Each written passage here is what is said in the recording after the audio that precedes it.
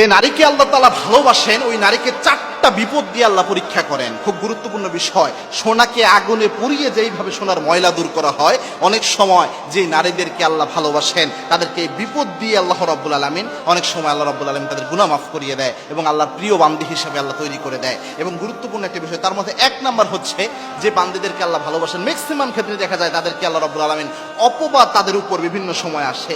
আশেপাশের অনেক মানুষ হিংসার বশবর্তী হয়ে একটা মিথ্যা অপবাদ তার নামে ছড়িয়ে দেয়, অথবা তার নামে এমন একটা তহমত ছড়ায় যেটার মাধ্যমে তার সম্মানের হানি হতে পারে অনেক ক্ষেত্রে সামাজিকভাবে।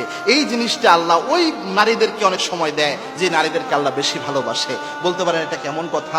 মা আয়েশা রাদিয়াল্লাহু তাআলা আনহাকে আল্লাহ রাব্বুল আলামিন তাকে কিন্তু এরকম একটা পরিস্থিতির মোকাবেলা করেছে, মুখোমুখি করেছিলেন। মা আয়েশা রাদিয়াল্লাহু তাআলা আনহা তিনি কিন্তু জেনার অপবাদ পেয়েছিলেন। মা আয়েশার ব্যাপারে আপনারা সূরা নূর পড়বেন যে জেনার অপবাদের যে আয়াতগুলো এসেছে এটা কি প্রেক্ষিতে এসেছে, এবং কি মা আয়েশা রাদিয়াল্লাহু তাআলা আনহা তার উপর যখন জেনার তহমত আসে, অপবাদ আসে, প্রথম যখন আল্লাহর হাবিবকে ওহীর মাধ্যমে জানানো হয় নাই যে ইয়া রাসূলুল্লাহ, আয়েশা রাদিয়াল্লাহু তাআলা আনহা পবিত্র, ততক্ষণ পর্যন্ত আল্লাহর হাবিব নিজেও চুপচাপ ছিলেন।